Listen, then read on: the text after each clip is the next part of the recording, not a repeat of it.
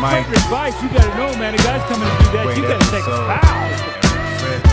Love to talk about some of the latest, some of the classic things going around the world. Whether it be sports, whether it be hip hop, anything. World views, relationships, money. Just wanna know who's Mike got crushed. Who was the dominant thought? What resulted in a win? Fresh Mike's weekly. Check us out. Yeah. Right. Yeah, man. But yo, it's good to be here. You know what I'm saying? Listen, man. You know, I like what you've been doing. I've been seeing you for a little minute. You know what I'm saying? A couple years now. Yeah, Listen, you know. So shout out to you. listen, we thank you so much for being on the platform. This is my guy, my co-host Jesse Rowe, aka Encyclopedia Brown. The Yo, from the time that we were kids, and you know, I'm like you. See, we grew up at the time with no Google. We barely even had Ask G's growing up. Like that that's a was fact. That's a fact. That's you a fact. needed. He was Google before Google was Google. Like Yeah, yeah, yeah, yeah, anything he get his hands on that he can see, pause. He's reading it, and it's we be like, yeah, how so and so because of blah blah blah. We be like, yo, what? How do you know that? yeah, Like, yeah, yeah, for sure. so it's only natural. And a resident, you never seen a Nick supporter greater than Jesse right here. Nah, that's what's up. Yo, shout to Jesse, man. Word, word, word. Shout out to Jesse, man. We were so happy to have you on the platform, man. When I told Jesse we were going to interview, he's like, I'm familiar with the Bad Seed. Yeah. I know his voice, but what do I know his voice from? Why is he so familiar? Why is That's the he so story of my familiar? career, bro. That's the story of my career. And what did you come up with, Jesse? Man, all came together. That dynamic remix, Stretch and Yeah, Bobbito's show. Used to yeah, stay up as youngin, tape that shit on the late night. yeah, That's the first time I ever heard you, man. You go yeah. all the way back to that. That was big, like, cause you gotta remember we was niggas that we was listening to Bobito faithfully. Thursday nights, WKCR type shit, recording over mama's tapes and all that. You had to be up to go to work or to school Friday morning. No, what it was Thursday night. You had to get up Mm-hmm. Friday morning, but you good because the tape that you had, you on the train going to work, you listening to the new fire on the way to work. You know what I'm saying? And it was big, like when I was able to go up to Stretch and Bob. You know what I'm saying? Shout the Lord said, rest in peace. You know what I'm saying? Um, yeah, man, that was big. Shout to PH, rest in peace as well. That's my brother, man. So Mm-hmm. how did that actually, it's amazing you say that. A lot of people do music and it's really hard to get into those spaces with the people that really matter, like a Stretch, a Flex, and people like that. How did you get into that space of hip hop? Um, to be honest with you, that's a good question, bro. To be honest with you, I can't even answer that. Wow. I can't say if it was right place, wrong time. Right place, right time. Um, I don't know what it was. The only thing I can attribute it to is um hip hop was during that time. It was really the golden era. Everybody was pretty much laying the bricks and the foundations. Although these bricks and foundations weren't really big yet, Mhm. big as far as globally, culturally, in these small settings, they were huge. Like they were big deals to small amounts of people, if that makes any sense. So Yeah. you know, I was just there. I wasn't even supposed to. I don't want to say I wasn't supposed to be there, but it's funny when I think back. I'm like, yo, my friends were people that ended up really becoming somebody in this business. Like, and I was there like when they were starting, Mm, and we all just bullshitting, rapping, right. people like Mos Def, people like Kweli, like watching them be who they are. You see how lightly he drops those, Nah, you but see how lightly, you see how he say that like nothing, like peace. nah, but like What else? What these. else do you expect from a Brooklyn cat, though? Yeah, but it's Legend real though himself. because listen, like it's so real. Like I've heard. Again. I gotta go to it being. I just was fortunate to answer your question. I think it's just being fortunate that I was around certain things at certain times. I met certain people as they were becoming who they were or trying to figure out who they were at the right time because I could have went either way. Yeah, I was a street nigga that could rap. I wasn't a rapper that was trying to be. You know what I'm saying? Like I was really about that shit, and it Mhm. gave me something to do. It really did, and I know it's a cliche story. Like you hear that, like niggas be like, "Yo, I was in the streets." And da-da-da." I ain't even really trying to sell it like that. I'm just telling you what it was. And I was just amazed by it because loving music and loving the just everything coming up because even before the streets, I was an MTV baby watching Duran Duran and fucking Cyndi Lauper and Culture Club and all this. So I had a love for the music. So first, so I'm a fan first, so it was amazing to me to be around just super talented people. Like I used to just stare at most. Like,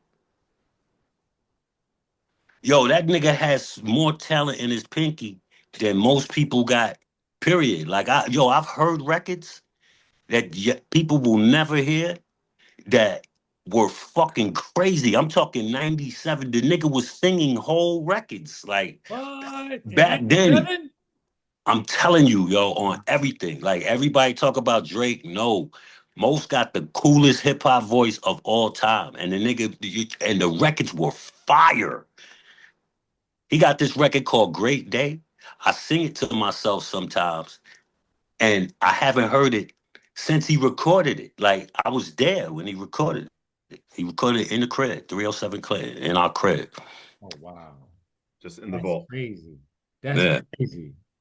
Jesse, so when we were going over your discography, we had a whole lot of artists we saw that you work with. One that stuck out was a female MC that Jesse was like, oh, he worked with. Who was that, Jesse? Originally known as what turned into Jean Grae. Yeah, yeah, yeah, Can yeah, can you yeah. tell us like how that relationship start? Um, Man, yo, shout to her first off. Like, Peace. one of probably again, like I said with most, most Def is probably one of the most talented people I've ever met, and I think the yang to his yin as far as talent was her, and I was fortunate to have known both of them at the same time when they was both like coming up. So um I met her through my dude Magnum P, who I was in the group OBS with. Me Pie, he was on she was in a group called Natural Resource. They had a song called Baseball, and he was on that song. Um and she's actually who brought me to the crew. That basically saved my life. Where we in the PH and all of them end up coming through and all that. So Peace to it him. started there. Yeah, it started there. Mhm. Wow. So so she was deep in the hip hop scene when you connected with her? It, yeah, yeah. They had a record, Negro League Baseball, that, or as far as like, because you know, back then we didn't really have a lot of outlets that played the music. So we really heavily, as artists, we relied on college radio. So, you know, it did its numbers on the college radio scene. And I know they shot a video, but again, this was before me. Like this was before me. They was doing they thing. Um, I ain't gonna lie, I wasn't really tapped in because again, I was in the street. Right. My guy, Magnum P, he happened to know them because he was on a record, and then you know he introduced me to them, and me and her, we end up g- just hitting it off. Like that was like best friend for a little bit because she was just super talented. I would sit there and watch her like. Yo, and mind you, I'm fresh out the street, so I'd never seen no shit like that. Like a girl, you know, and she had beats. You know, she had beats too, and I would sit there. Hey, I didn't know But she produced. yeah, bro, she went under the name Run Run Short, and that's the thing. Like, her parents was big jazz musicians in South Africa, type shit. Mhm. So yeah, the talent was crazy. I was fortunate to be around greatness, and it shaped me for real, for real, for real. It gives me a certain discipline and a certain freedom that I see a lot of artists today search for. You know, they try to find that. They're still trying to find that. And you know, I had that from day one. You know, so It's interesting you say that because pure hell. That's mm, where I really saw that, you always have the grittiness. That's why I really saw your punchlines come out. That yeah, Mary Kate, that double vision Mary Kate and Mary yeah, Kate and Ashley Osley right, still stands out to this day. right, That was a banger. I feel like that's one of the first time like we really see your personality that right, transforms into your online persona. right, Your Instagram page, your Twitter personality, that just blew up. You yeah. know, had that start coming out. Yo, the funny thing about Pure Hell, she actually produced that. Um, Really? yeah. And me, her, and PH, we were gonna be a group called the Yakuza, and we had like 4 records done. That was one of them. And you know, we end up putting that out on the OBS project, and then she put it on her project. But the other 3 records are lost. Like I don't need them. Nobody knows where they're at. You know what I'm saying? But that's a little fun fact. We were the Yakuza, the 3 of us. But you wanted to know how the online persona and all that started popping? Um, I feel like I've always been me. Yeah, you know, I've always been. I was looking at some old pictures of me, like when I was a kid and early teens. I was always a character, like always bugging out, laughing, joking, and um and also always very outspoken and stuff like that too. So it doesn't it's not difficult to translate to social media at all. You know, that's the thing is I think people could tell authenticity.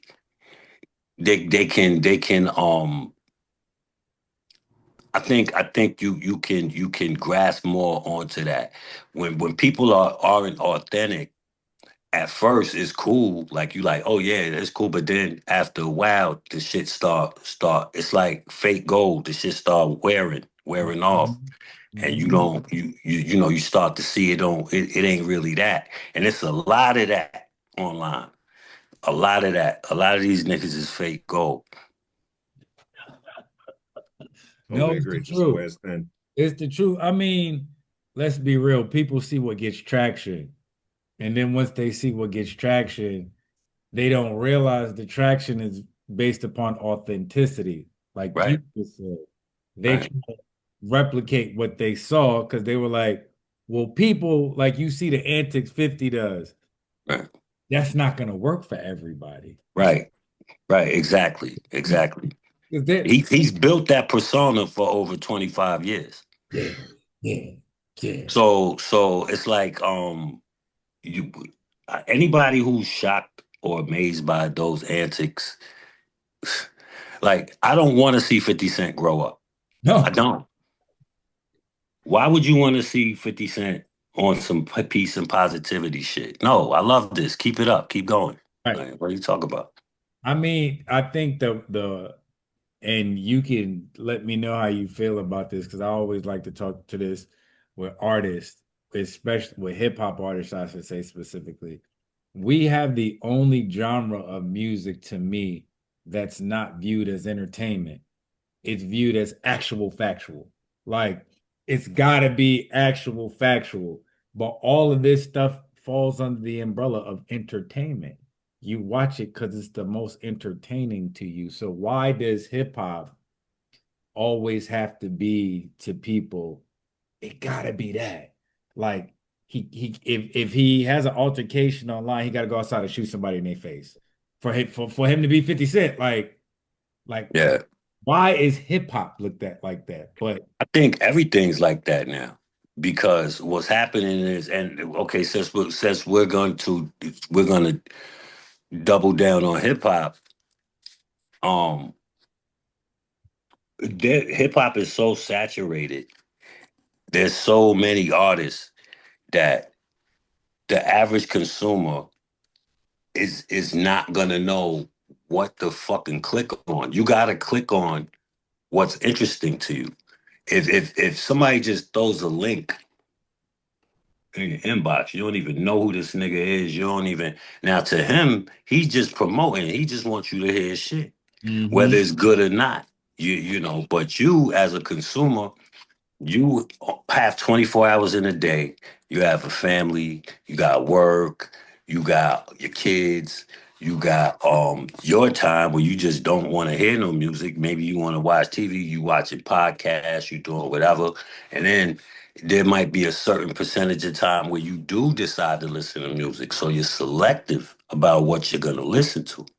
So you're not just gonna click on anything. Like there's gotta be some sort of something behind it that's gonna make you want to listen to it, and that's all marketing. That's what everything's turned into now. This is movies, this is pop music, R&B music, hip hop. But again, we're doubling down on hip hop. Hip hop is super saturated. Everybody can rap, yo. Everybody. So, and everybody's putting their music out. Everybody. What do you click on? You gonna click on the nigga that you know is a funny nigga. This nigga make you laugh, or you gonna click on this nigga you don't even know who this nigga is. You go to his page, you can't even tell he raps. He's Mhm. got pictures of his kids and fucking like nigga. What? Right. Right. You So know? do you take that as a challenge to six man entertainment? No, of course not. Because you adapt. We from I don't want to keep saying it. We from the street. When shit happens, you adapt to it. When the prices go up, you gotta go over here and get them somewhere else. You gotta do what you gotta do. So um, I personally don't have a problem with it because I think that it makes you have to work harder.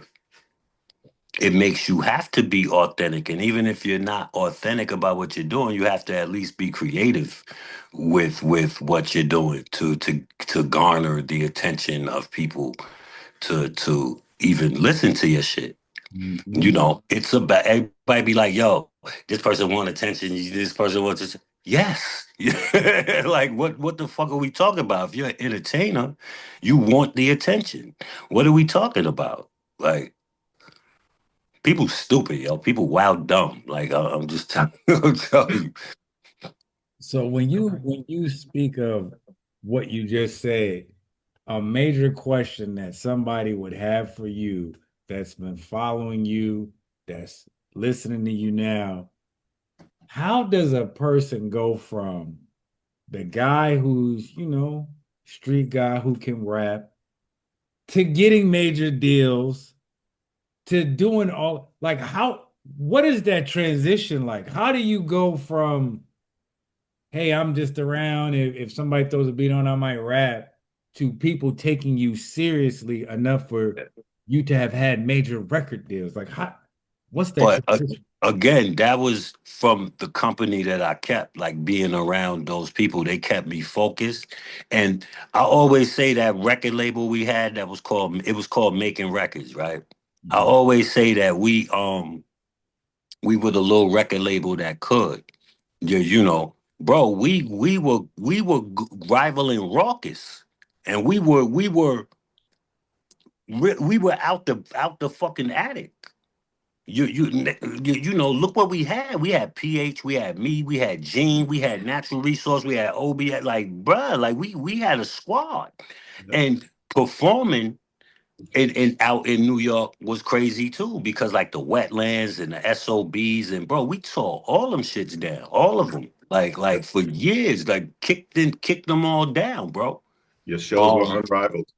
word, bro, and so being around that gave me what I needed to do. It showed me, it turned me out. Mm. It was like, yo, man, I want to do this. So as far as the record deal thing, I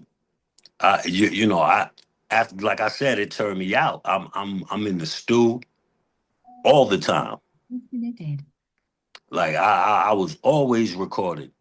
Like whenever anybody would come to the crib, cause we had a house on Clinton Ave, man. Like whenever you could be coming to the crib to see somebody else that lived at the crib, but you can't leave till you hear that new song I made.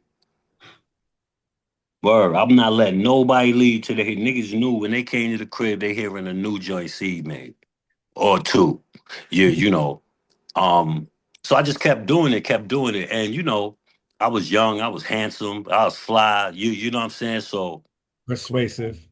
yeah, it was wild. Like they saw a vision that they could do with me. Like Warner Brothers wanted to market me. Like they told me this, LL when he was young, Mm. like because I was brown skinned, skinny like him when he was young. You know what I'm saying? So that's how they wanted to do it. I wasn't really feeling that, but I mean, that might have been nah, I it's wasn't it's really it's feeling a it. different path for it, because that kind of puts you into the lane of pop. Oh nah, yo, I fought that. They pulled that back.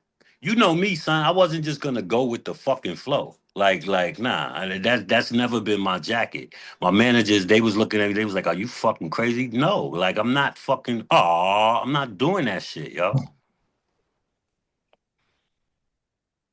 Right, right. Mm-mm. I'm not doing that. Like what ended up happening was they was fucking with me so much they took the cap off the budget. Mm. We do what we want to do. What ended up happening was um they didn't like. First of all, they wanted me to dead my managers, the niggas that I came in the game with, the Mm. niggas I was in that house with. Like we got here together, and they wanted me to dead them. Um, Right after you signed or prior to sign? no, a little bit after I signed, like because they seen I had relationships with some people like Chris Lighty, shit like that. Like these were like people that were I was cool with, and they was like, "Yo, why you don't have him?" And I'm like, "Nah, that's just big bro. Like we chilling. Like he there to advise or whatever." But they always wanted me to dead that. I remember we had got a new president. His name was Tom Wiley. It was the guy that signed Tupac to Interscope, Mm. and he was the new president. The nigga, he wanted to meet every artist, bro. Everybody went out to L.A. This nigga dropped everybody. He kept me and Jaheim, right? When we got there, this nigga was facing, he ain't even turned his back to greet me, bro. He was facing the wall, but the wall was a window, a big ass window up, and you could facing LA. And he's standing in front of this window. Me and my manager walk in, and the nigga's like, put your music in. He ain't even turn around. Put your music in. It was a CD player right there. We put the music in the CD player. The music come on, right? He ain't turn around. He ain't bob his head, nothing. In my mind, I'm like, yo, what can I do so he keep me? You know what I'm saying? Because when we got there, we seen the little girls Cherish. They was downstairs crying because they had just got dropped, right? So me and my manager, we was in the elevator on the way upstairs, like, oh shit, it's crazy, this crazy. Warner Brothers, like, oh shit. So when we got in there, he's like, put your shit in. He's standing there. So in my mind, I'm like, yo, street nigga, bro, I'm peeping everything. I noticed that this nigga could see me through the reflection of the fucking window. He's looking out the window, but he could still see me, bro. Right? So I start performing the song that's playing. He's looking, right? Turn the shit off. He was like, how you like being at Warner Brothers? I was like, I love it. Ooh, we start chopping it up or whatever. He was like, all right, cool. Ooh, nice to meet you. Ooh, and we left. He kept me and Jaheim. Wow. Word to mother. Shout to Tom Wiley. But after a while he couldn't take it no more. He was like, yo, y'all ain't giving, and he ain't like my A&R, the nigga that signed me. Um, shout to shout to Che. I love Che because Che believed in me. He gave me the deal. You know what I'm saying? Che got fired first. When Che got fired, I knew I was getting dropped. I was like, oh boy. Uh, crazy. So, in your experience, you prefer work with a major or independent is the way to go? And what advice would you give to a new person in the game? I think independence always the way to go. I mean, you gotta remember too. I had that major deal situation a long time ago. We talking 26 years ago. So Yeah. the game was totally different. My deal was $500,000. They're not Mhm. giving that shit out now. Yeah, you know what I'm saying. So and it was not 360. Yeah. Yeah, you know what I'm saying. So that and you know so it's What different. that deal being $500,000? It Oh was my half a mil. God. It was $500,000. Oh my And, God. and and remember, they took the cap off. Yeah, nah, the records was crazy. They was crazy. Listen, I just started asking questions yesterday. I was like, yo, I wanted to know what the time frame was where the labels released the masters. I think it's what, 30 years, some shit like it, Mhm. 25, 30 years, something like that. Cause that album was crazy. I had Rottweiler joints, I had Megahertz records, I had bro, I had some joints, bro. I had some joints. Knots records. I had records. So they didn't put the album out then. Nah, when they dropped me, they was like, bro, they got me a studio. They redid the studio in my crib, right? Like all brand new shit The while I had the band deal. did that While themselves. I had the deal, Oh, right? So they told me, like when we split, when we cut ties, they gave me 20 grand to leave. They said I could keep all the equipment, and they was like, but they own the masters. oh wow. Wow. Yeah. They gave me 20 racks to leave. Yeah. And so I'll tell you this though, Corey. Like I'm glad for the experience because I got to learn major label from the inside. So I know what it's like from both sides. Yeah, Mm. I learned a lot of positive things. and you know that I can implement in my independent hustle. You know, from the major side. Plus, also too from touring with my brother Mims. His birthday tomorrow too. Shout to him. Out to Touring with my brother Mims. You know, he had the #1 record on the whole planet. yes, But this is why I'm hot. You yes. know, and he reached back for me, brought me on the road with him, and when the record was on fire, so I went everywhere with him. We was on a lot of TV shows and all that doing the song and you know the the success of that we did hole in the wall clubs singing This Is Why I'm Hot, and we did arenas singing This Is Why I'm Hot, 20,000 type shit. You know what I'm saying? And I feel good to know that I've performed on regular stages and I've performed on big stages. So I got the best of both worlds. I was able to do both. You know, So would you say the Mims moment was like one of the top 3 to 5 moments within your career, or what would you say? If I said right now, the thing that sticks out the most, pause, in your career of the things that you say, man, if God forbid something happened tomorrow and I had to just pick a handful of things in my career to hold on to, what would be the thing that you say stands out there's a few, that you man. consider to be a win? Yeah, there's a few. Um, I think doing the record with Janet Jackson, What? the We can't. Usher No, no, no, record, no, no, no, no, no. the We cannot. No. meeting Quincy Jones, No, smoking a no, no. joint with Yeah, Quincy no, Jones in no. his house. I hate to be this host, but we can't skip past Janet.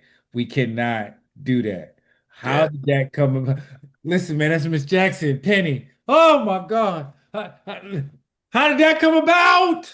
So I was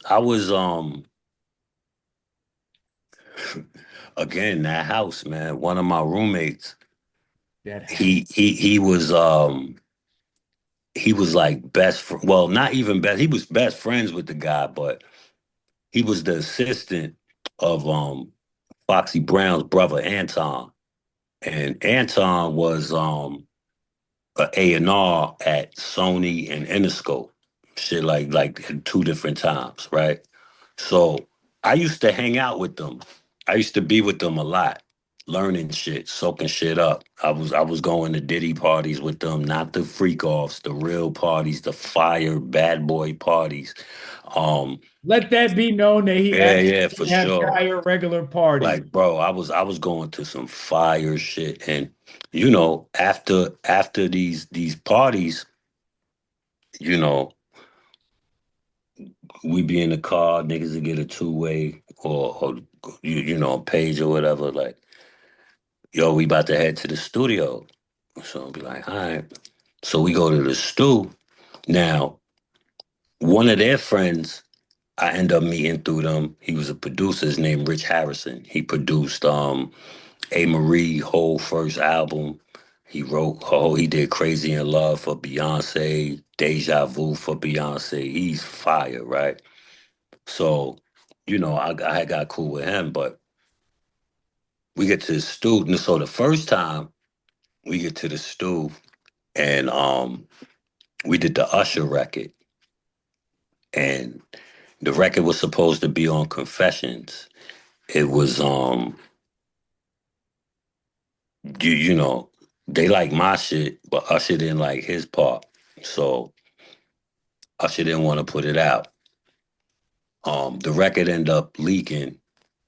Somebody leaked it. Wonder who that could have been. Somebody leaked. But the record ended up leaking, and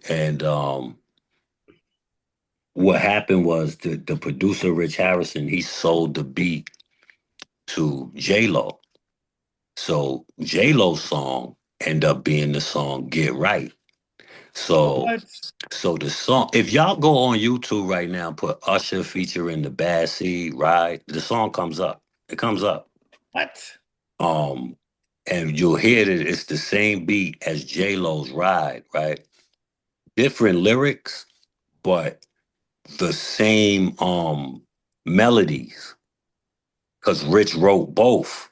So he just changed the melodies up like when he gave it to J-Lo, right? So I remember in New York, DJ Enough was battling the two records back and forth. You know what I'm saying? The bootleg record and J Lo's record. The shit was crazy. Usher and J Lo ended up catching beef real quick over that shit. It was crazy. What? I saw that in the tabloid, some shit, right? Shout out to Enough for making that happen. Wow. Or fucking Bro, so Mike's exclusive. so Right. that was the first part. But the second part, we was chilling out at a party again one night, and we leave, and yo, we going to the studio. All right, cool. Get to the studio, nigga. I'm tripping. This nigga Rich in there as usual. Fucking Janet in there. Yo, it was like, yo, Wait, and you didn't know this clearly. You just nah, yo. I'm sitting there. I'm just like, right. So everybody talking and shit, whatever, whatever. They comfortable because they all, I guess, know each other or whatever. Me, I'm just a fly on the wall. You know. So they say, now here was the good part about being a rapper during that time and hanging with niggas like that. We were gunners. So I think that's why I could write on the spot now at any time. I could do because this type of shit used to happen all the time hanging out with these big dogs. Like they was sick. They would be like, yo, what you got? You got something? Yo, you gonna do something? Can you write something right now? Like, woo, woo, woo. Like right now on the spot. So it was like, yo, you cook something for this? I was like, hell yeah. So sat down, started writing it or whatever. I'm looking at her. You know what I'm saying? Yo, the first couple lines, I said, listen, I said, now the song didn't leak. I have it though. I do have it. Um, but it didn't leak. It was supposed to be on Demeter Joe, but we did it too late. Right? So I said, ooh, JJ, what would Jermaine say? I love you long time, still feel the same way. I'm no. so hold up. I'm so blessed. No, I said, wait, what I said? I said, ooh, JJ, what would Jermaine say? I love you long time, still feel the same way. You so blessed, I'm so fresh. Other chicks try to holler, but I'm so deaf. Woo! Boy! Boy! Oh my God. Listen, man.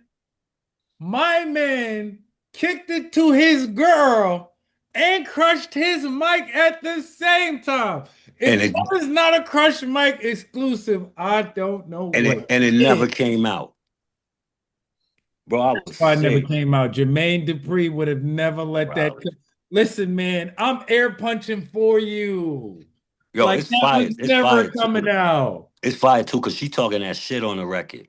She talk about sitting on a nigga lap and talk about the first thing that pops up. Oh my Yeah, God. yeah, yeah. It's Oh fire. my It's God. fire. It's a Miss club. It's Jackson, and it's she a was nasty. it's a club. It's a club banger. It's fire. It's fire. You Miss you know. Jackson, and she was nasty. Listen, Mhm.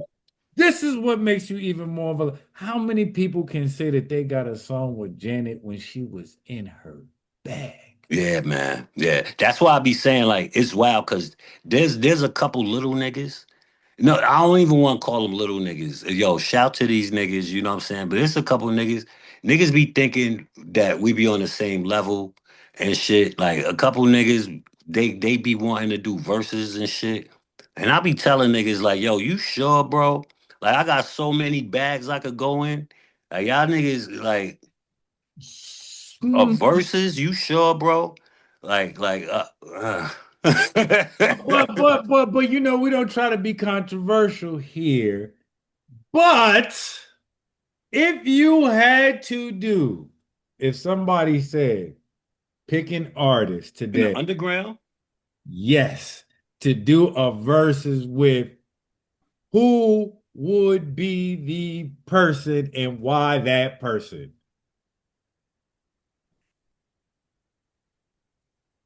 I'm sure you had to have a nemesis all this time.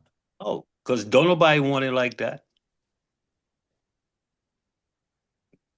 Who? They all know that shit. Skinny Biggie, they know that. Any shots is subliminal. Them shits is never direct. I love it. I love it. And I'm outside. Listen, Like it don't be none of that. These niggas respect my pen. They respect my authority. Like I don't really have too many. It be the little niggas. It be little niggas that be trying to punch up. Like they be trying to like, yo, let me, and I respect it because I'm like, yo, that's how you gotta, if you went to jail. First thing you need to do is pop on the big nigga. Like that's what you need to do. So I get it. But right. bro, like this dangerous, yo. Like this dangerous. Like this is I'm in my prime now. I wasn't in my prime 30 years ago. I wasn't ready when I had the deal. So you I'm say, I'm I'm just saying, like I'm in my prime now. Like I'm whoever, like whoever y'all think I should do it with, I'll do it with. I do this shit with anybody, but the shit gotta make sense. I'm not doing it with these little niggas. These little niggas ain't putting up.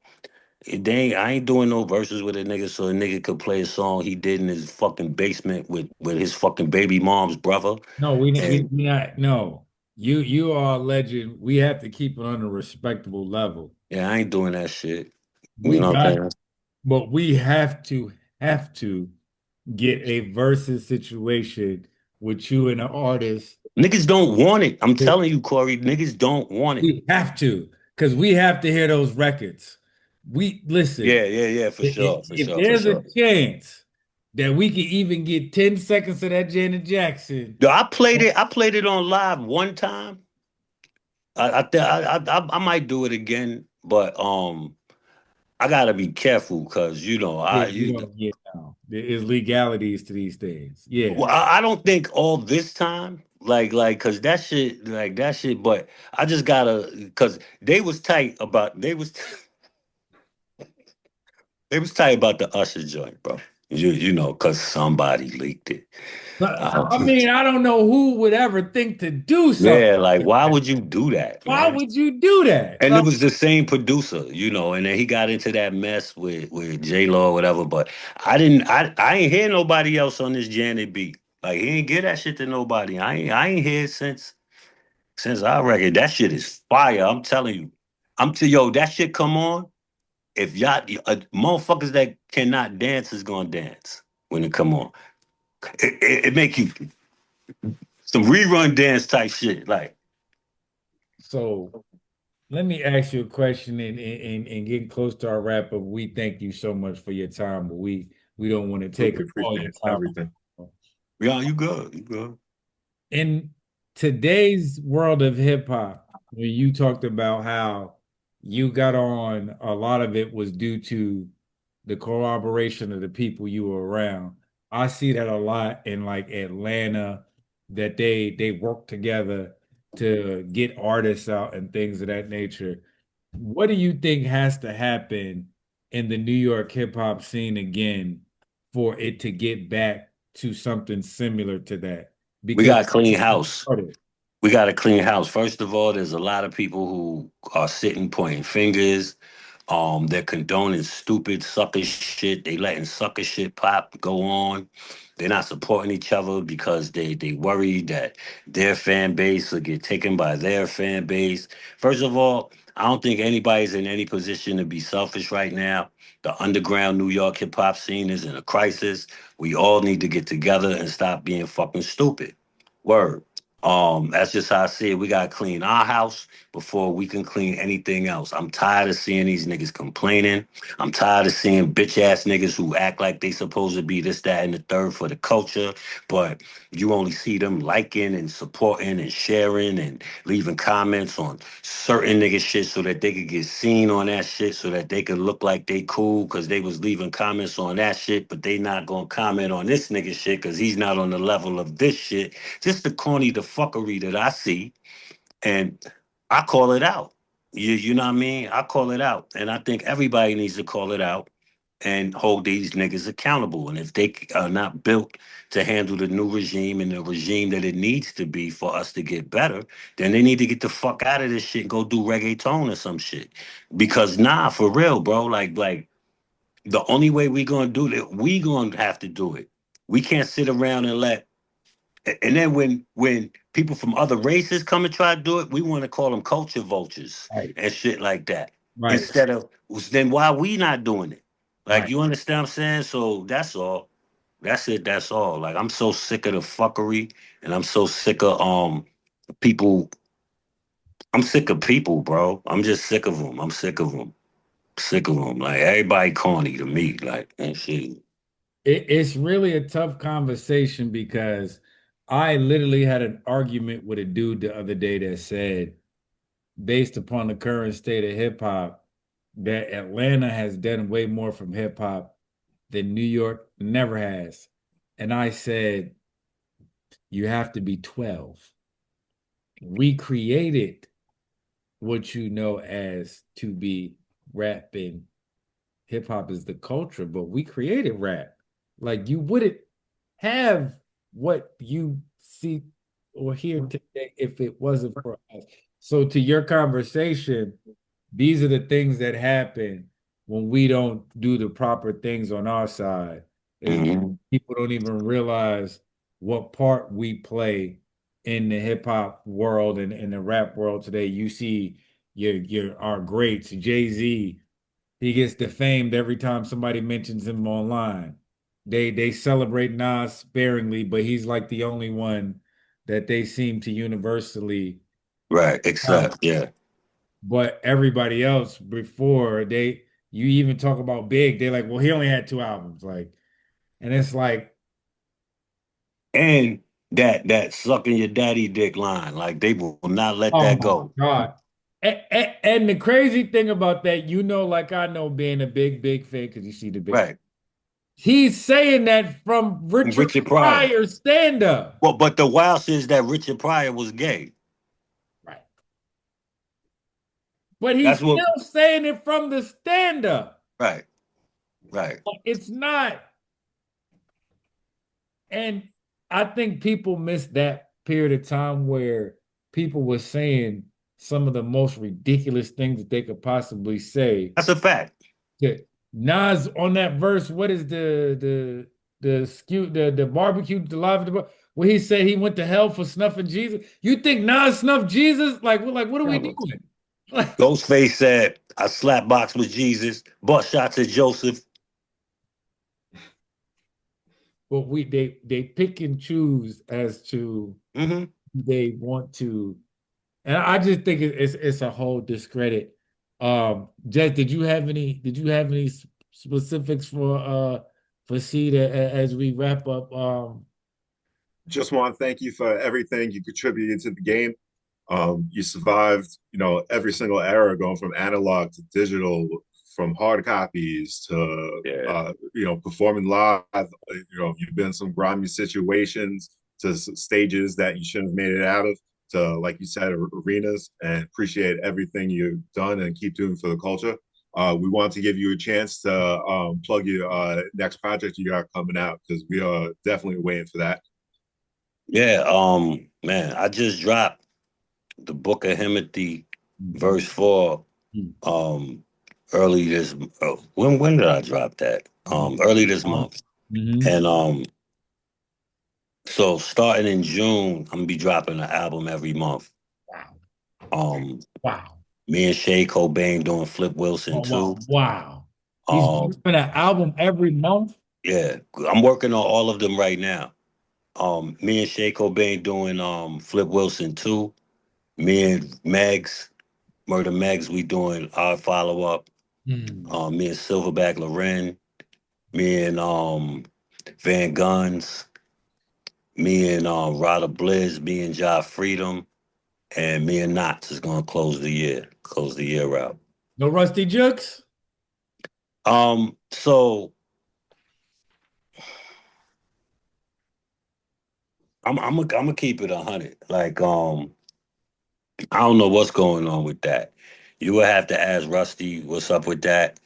I'm gonna keep it 100. I gave Rusty 19 records like 2 years ago. Son sent back a verse. Yeah, and you know how I'm supposed to feel about that. Right. Yeah, so as far as I'm concerned, there is no project. Yeah, you know what I'm saying? Yeah, I've taken records from those projects and put them on shit already. right. Like and it sucks, because I know the borough wanted to see it. The borough wanted. I know I Yeah, want. man. Um, I had Royce the 5'9" was gonna feature on it for us. Um, Oh, I had that man. hooked up and all that. Yeah, it sucks, but come on, man. Like shout to Russ too. Yeah, nah, shout out to him, but we You got know, shout to Russ, and I know what it's like. You busy or whatever. But to be honest, I ain't really one of them back burner niggas. Like I get busy too. Like my right. shit, my time is valuable too. Yeah. So as of right now, there is no project, and to be honest, I'm really not interested in doing it at this point. I'm gonna do some other shit. I'm on to. It's been 2 years, like you know what I'm saying. So yeah. Well, we hope that situation gets together because that I know I mean, obviously. it's no situation. Like he cool, it's all good. Like it's fine. Like I said, it's probably a joint where he's probably busy and doing shit. Cool, I get it. But me and my personality and my track record, like I just feel like I'm a priority. And I've shown that. Like I ain't a back burner. I ain't a you put on a back burner type of a dude. There are dudes that you do that with. I just not one of them. And I stand on it. That's all. No bad blood. I'm cool because he cool. Yeah. Facts, facts. Well, we definitely thank you for your time, man. And we definitely want everybody to tune in to everything that the Bad Seed is dropping.